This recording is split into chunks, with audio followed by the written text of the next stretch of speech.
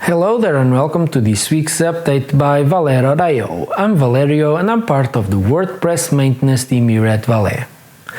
The WordPress plugins team that reviews plugins hosted on WordPress.org issued a statement last week to clarify how plugins should behave on automatic updates.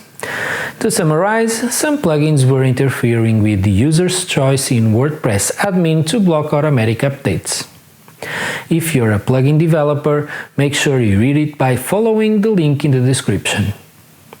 Full site editing is officially on the roadmap, and the WordPress core team aims to release the first version next in June at the 5.8 release.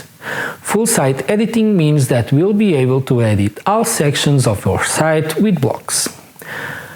Sounds awesome, and it will be a significant step forward in editing a WordPress website. That's it for this week. I'll see you at the next one.